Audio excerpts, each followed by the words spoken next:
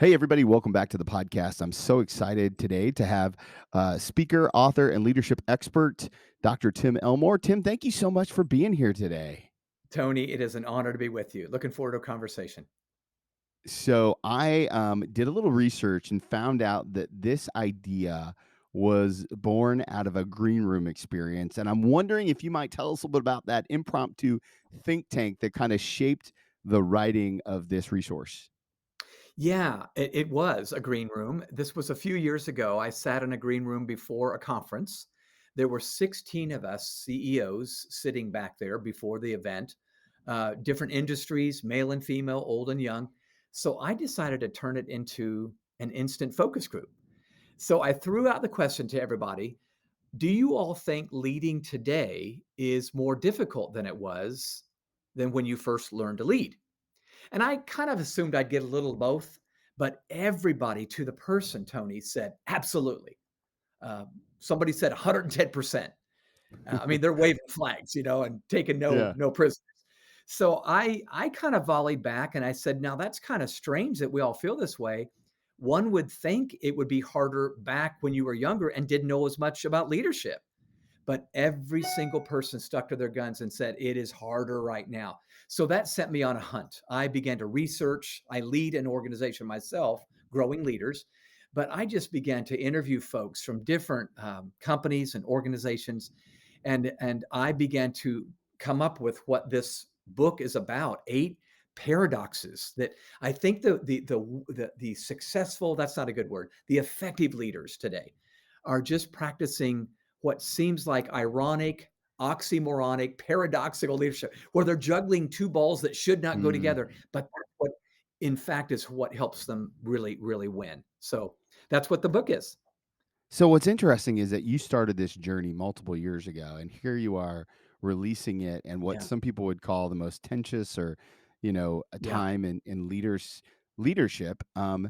What? How do you think that this book is kind of, I would say, ordained for such a time as this? Yeah. Yeah. Well, I always am trying to be careful not to overestimate the importance of anything I write, but I ended up meeting with John Maxwell, Andy Stanley, others that all said, "Oh, wow, you're onto something here." I don't know if I tripped into it, accidentally Mm, stumbled into it, but here's what I know, Tony. If you look at the landscape of our nation today, much less the yeah, world, the team members coming into our organizations are more educated than they've ever been, so you probably have a few more armchair quarterbacks that think they know what to do, maybe better than you do. Nothing amen. bad, but just I know what I'm doing.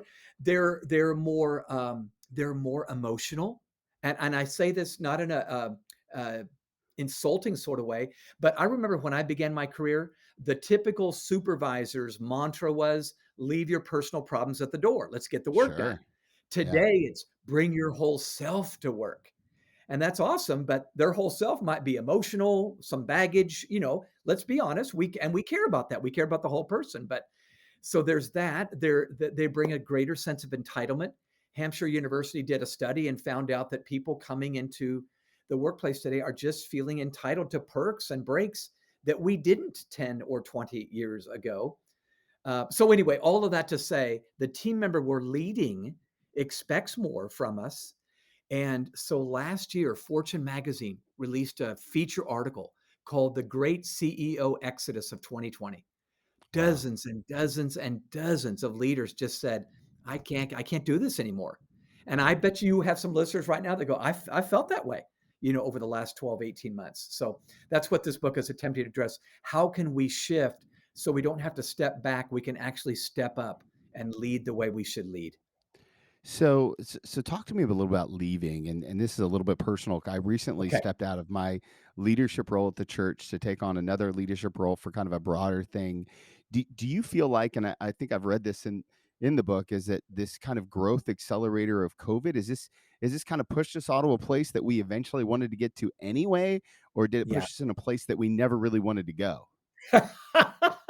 Probably a little of both if Yeah, a we little bit of if we column A, a little surveyed bit of your. column B, right? That's right, that's right.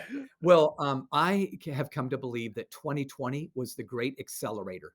Mm, Whatever was already happening slowly, evolving, it just accelerated. So think about this. Didn't we all say, yeah, we need to do technology better? Well, suddenly we had to do technology better. Oh yeah. Schools, churches. Didn't we say we ought to do diversity, equity, and inclusion better? Well, suddenly we had to do diversity, equity, inclusion. The protests, one thing after another. The stores that were kind of slowly going out of business because they were only brick and mortar and not digital went out fast. But then you got Amazon and other companies sped them up. So I think many leaders listening right now may say, yep, we got sped up in what was already beginning to happen. And that just wore me out. I think there's leaders that are just exhausted and maybe leaning on the Lord more than ever right now. And we should. Maybe this is a good thing. Threw us to our knees. But I also believe it ought to make us lead more wisely. We need to be wise as serpents and gentle as doves as we lead in this day.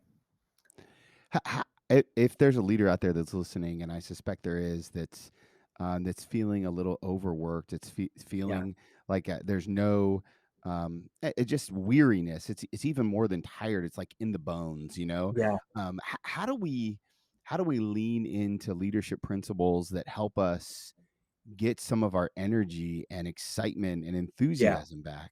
yeah. That's a great question and one that deserves way more than just 2 or 3 minutes, but I'll do my best to not do injustice to that question, Tony.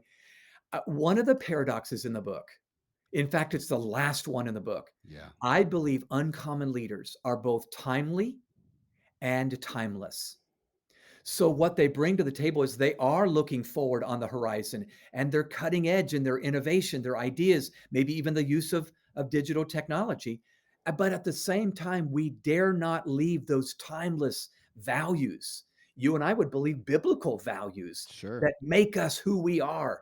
And I think in today, we live in an either or world right now. We are so polarized, it's ridiculous.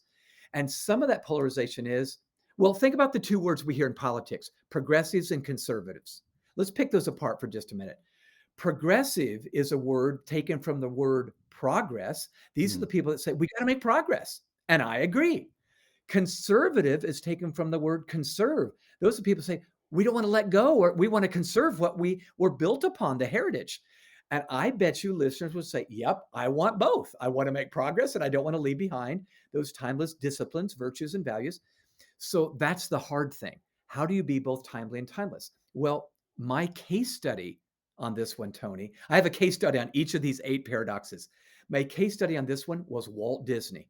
Oh wow. Not necessarily a person of faith, but here was a guy. Would you not agree? This guy was on the cutting edge of animatronics and digital technology. And, you go to Disney World or Disneyland, it's the latest. But yet he's often telling stories of the heritage of our country and the virtues of Abe Lincoln and, this, that, and the other. And so you go to Disneyland right now. On the left hand side, you got Frontierland, Adventureland. That's all about yesterday. Then you got Tomorrowland. That's all about tomorrow. So Right. I really think that the best leaders, including our Savior, Jesus, was timely and timely. I'm going to lead you into a new world, but I'm going to make sure we hold on to those things Mm. that made us people of faith from the very beginning. Yeah.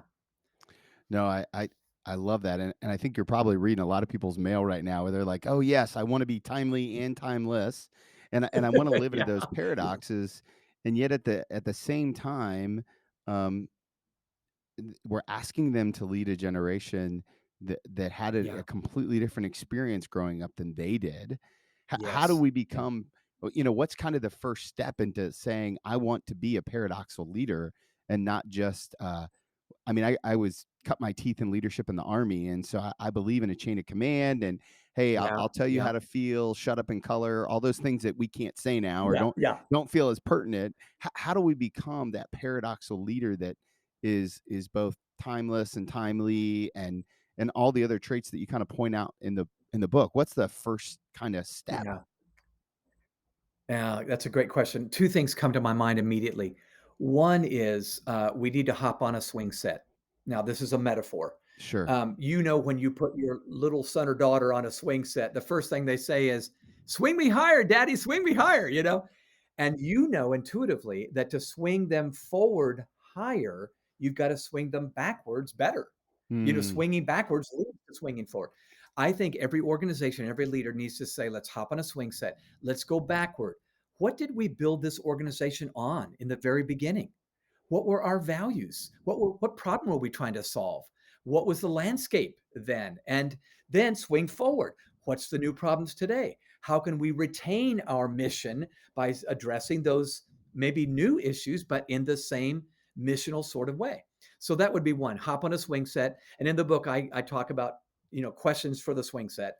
But then the second thing I would suggest, and this is a very doable assignment for any listener, practice reverse mentoring. Now, reverse mentoring is actually something that's been around for about 30, almost 30 years. Jack Welch introduced the term for GE way back in the early 90s. If you remember the early 90s, computers were new, Yeah, relatively new to the workaday world. And so Jack Welch was the CEO of General Electric.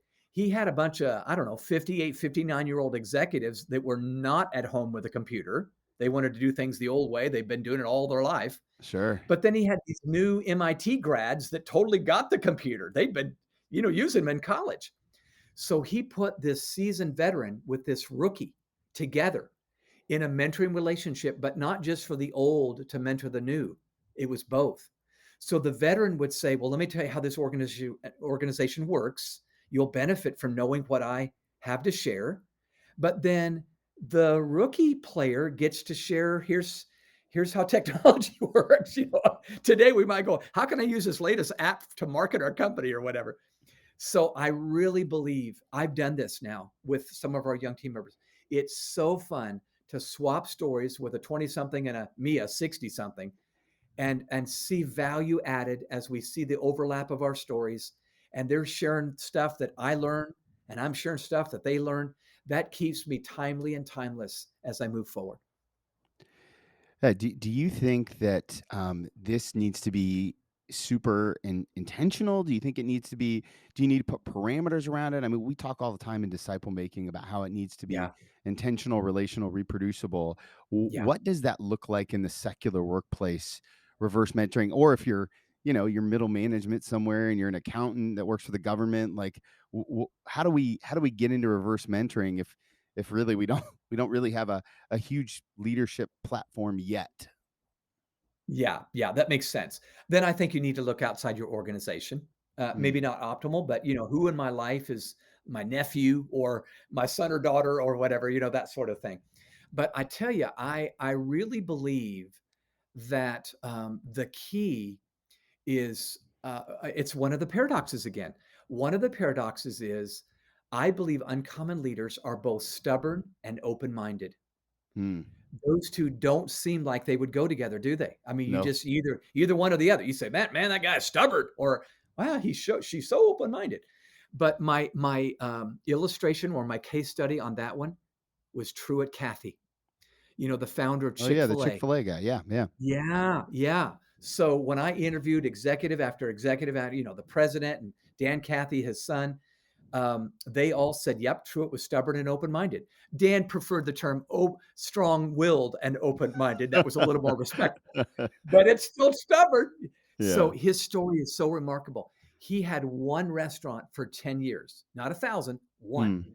And he was tweaking the recipe, not only for his chicken, but for his values. What are my core, principles that I built this thing on? And you and I both know they got core principles. Yeah, You walk into Chick-fil-A, first of all, you're not going to walk into Chick-fil-A on Sunday. That's one of the principles. We're sure. closed on Sunday. Another one is you're going to hear the words, it's my pleasure, from 16-year-olds or 60-year-olds. They've got a set of core values. So he was stubborn on his values and his people. Those were the two things. What was core and then his people. Oh my gosh, I got to tell you a story, Tony. One of the stories that Dan Cathy, his son, told me. He said, "Tim, I was working for my dad as a teenager at the original Dwarf House restaurant, and my dad told me to get up on a ladder and climb up onto the roof of the restaurant because he heard some noises up there." Hmm. Well, Dan said, I climbed up on the ladder and I looked up top, and he said, on top of that restaurant were a whole bunch of beer cans. Charlie was the night manager, and he was an alcoholic, and he would go outside at night and chug down a six pack and just throw the beer cans up on the roof thinking nobody would notice. Oh wow. Well, Truett noticed. Dan told me as I climbed down the ladder that day, I thought to myself, there goes Charlie. He's out of here. But instead, Dan said, I watched my dad go in and approach Charlie and say, Charlie, let's go to AA together. Wow. And he walked him through the journey. And Charlie spent the rest of his career there, night manager. But the point was, you would have thought, well, with his values, he would have given up on that guy. No, people are a priority for me. So Truett always, if you walk into Chick-fil-A headquarters and you ask to see Truett Cathy, they take him out of an important meeting so he can go shake your hand. And I thought, that is a guy that knows where he stands. Right or wrong, he knows where he stands. So I just love the people I got to study in this book and write about. And I really think the key is we've got to be not either or, but we got to be paradoxical leaders. I love the way that you talk about these case studies and obviously your investment in them. I'm curious, which one of the paradoxes was the biggest challenge for you Oh, personally? Like, oh boy. how did it Oh, impact your life? now you're going to meddling. I know, Okay. stepping on Okay. toes. So I definitely have one for sure. It's the first one in the book, and it's number one because it's the one I needed. Have you ever noticed you speak to or write to your own needs sometimes? Dude, that's all I do when I preach So is preach about my own faults. that's right. So the paradox is this. I believe uncommon leaders are both confident and humble. Mm, And again, those seem like you get either or. You either a very confident person or you're a very humble person. But think about it. If you have a leader that's only confident, you start wondering, are you smoking something? You can't be that good. You don't know every answer here. You're a human too. But if you have only humility and no confidence, I don't think anybody's going they're going to go, I love your humility, but are we even going to get to the goal? You know? So when you combine them together, it's this brilliant picture. Well, I'll put it in a nutshell. My confidence makes my leadership believable. People need a mm, confident leader, but my humility makes my confidence believable. I see that people see that I'm human and I'm authentic and I'm not going to make stuff up when I don't know. So my case study on this one, Tony, was Bob Iger, the recently retired CEO of Disney. Bob Iger, when he took over Disney from Michael Eisner, did not know he'd never led an enterprise like Disney. He'd yeah. never led a company that sold plush toys, animated movies, theme park tickets, clothes. They sell everything. And so he said, when I took over, I had to listen to the very people I was leading. That was humility. But he said, I could not let my humility stop me from leading. So I had to turn around and say, all right, here's what we're doing. And it's like, wait, I just told. So I was so encouraged and may I say blessed by Mm, reading his story because I saw kingdom values in what he was saying. And by the way, here's another piece of that story that was just leapt off the pages. Bob Iger replaced Michael Eisner, who, by the way, had gotten kicked off of the staff of Disney as the CEO. The board said he was too arrogant, too cocky, too ego driven. Not a mm, good thing to have said about you. And Michael Eisner was actually a good leader, but he was too much of the confident thing.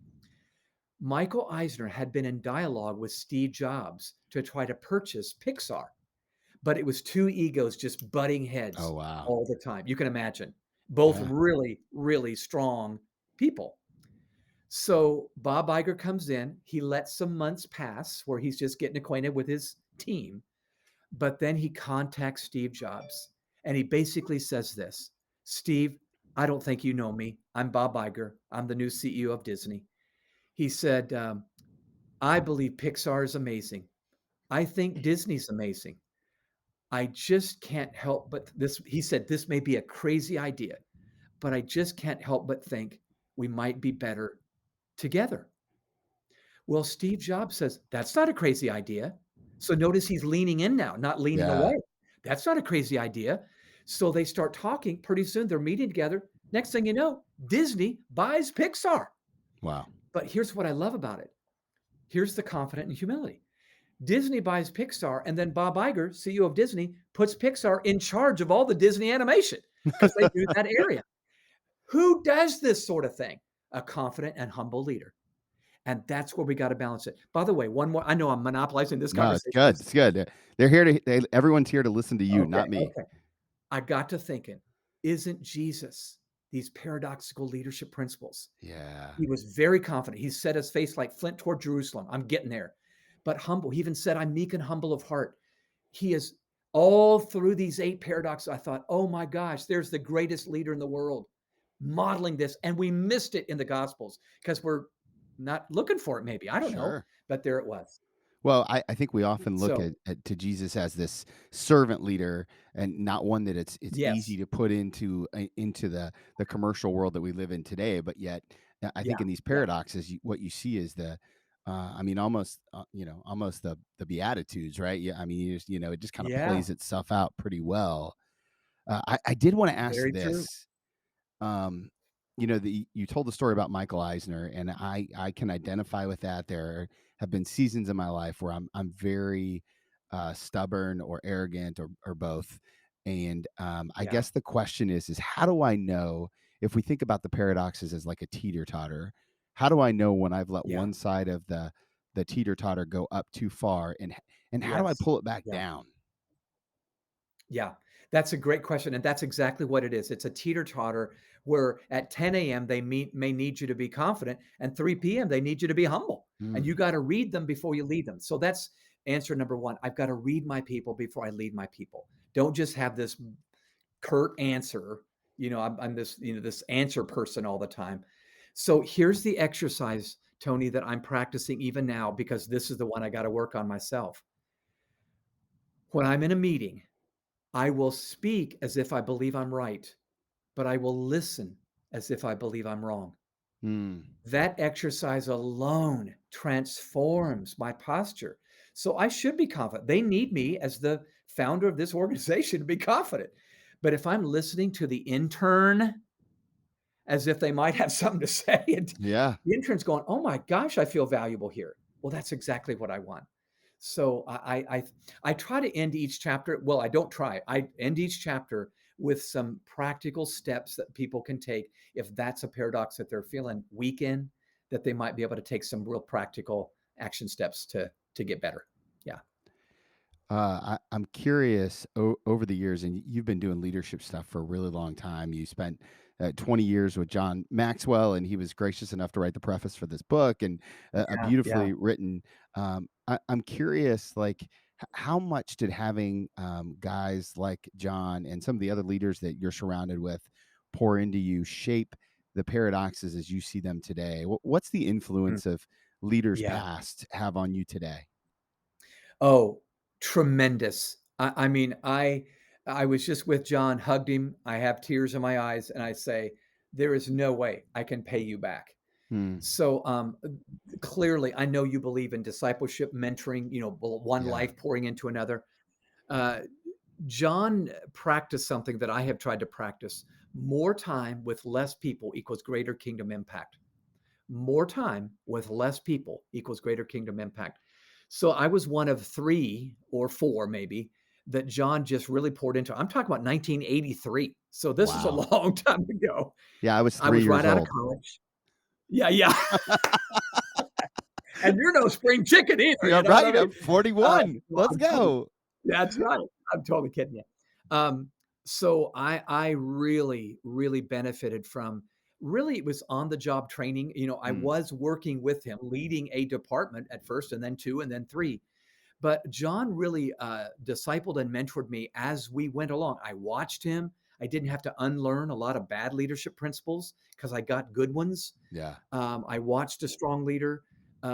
So that was no doubt that was great. My mom and dad were great. yeah. Parenting is ultimate discipleship, and they're both passed away, and I miss them to this day. But they were both amazing. And then I had somebody named Sean Mitchell when I was in high school just take me under his wing and pour into me and teach me to communicate well. I look back and I say to myself, if I don't do a good job, it's my own fault because I had some great people pouring into my life. Yeah. Oh, that's so good, that's so good. Tim, I know that my listeners love to pray, and they love to pray for the people that are on the podcast and for what they're working on. As you send this Yeah. book out into the wild, What's a prayer request that we can be praying with you and for you as this starts to hit the shelves here in early November? Yeah, thank you for asking, Tony. You're so kind. Well, one, I wanted to resonate. I know there's people that are in ministry backgrounds, business backgrounds, nonprofit, athletics, whatever. I really do pray that people can pull what's relevant to them. So that's one that somehow my word. I don't know the person reading it, but I'm hoping they feel like I'm speaking right to them. But I have a bigger one. This is not public yet, but I and we at Growing Leaders have just begun discussions with the John Maxwell Leadership Foundation to merge together. Mm, wow. So John is being asked all over the world now by presidents and prime ministers to come and train every circle of influence, education, business, healthcare, you name it. And John has said to me, I've never been a next gen guy. You're the next gen guy, you know? So we're in due diligence right now, just processing, is this the right move? But I have a feeling it's going to really be a wonderful win-win. And I'm honored to have my longtime mentor even think that I might be able to add value. So I'd love for people to pray that, you know, the right thing happens, and that we don't force anything, but that just really falls together, and that a marriage between these organizations could just benefit the world in a great way. I love that, and that's an easy prayer request because we're all going to benefit, I think, from something like that. So, I have one more question for you, but before I ask it, I know that my listeners are going to want to connect to you all over the interwebs. Where is the best place to learn more about you, growing leaders, and to pick up their copy of the book? Yeah. I'm going to give two sites, not one. I know that's against the rules, but That's I'll put I'm going to put them Growing all in the Leaders. show notes. Okay. That's good. So, growingleaders.com is the nonprofit that I lead. And really, it does target the emerging generation. We teach leadership with images. But then timelmore.com is the site where you can get the book discounted and with a whole bunch. If they pre order it, there's a whole bunch of extra freebies like a 10 video course that's free that you get with a book to watch and discuss with a team. So timelmore.com and growingleaders.com would be the sites. Awesome. Awesome. Okay. Last question I always love to ask people. It's an advice question. And I'm going to ask you to give Okay. yourself one particular piece of advice, except I get to take you to a very specific time in your life. And what I'd like to do is I'd like to take you back to the end of your very first day with the John Maxwell group, your very first day Wow. on staff working for John Maxwell.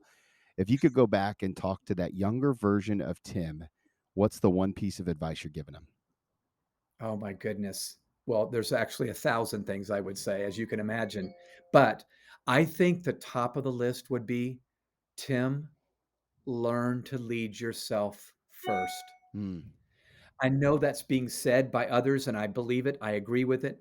But here's why that was crucial for me. You can imagine getting hired by John. I was immediately thrust onto a large stage, a large platform, literally. yeah. And I was, right out of college. So there I was in front of these crowds of people. And of course, you want to do a good job, but you also want to look right, sound right, smell right, and when I look back, I didn't make any major mistakes, but I made Mm, mistakes, and most of them were I was so consumed with how I looked or came across, as opposed to saying, "Let me make sure I'm leading myself first, so that I've earned the right to lead other people." Oh my gosh. Thankfully, I didn't do anything that was horrific, but boy, that would be the advice I would give. Yeah. wow, that's really good. Tim, thank you so much for your time today, for your generosity, for this resource, and for pouring into young leaders. I'm just praying that God does some amazing things through this, and just really appreciate your gift. Tony, I'm honored to be with you today. Great to talk. Thanks for having me.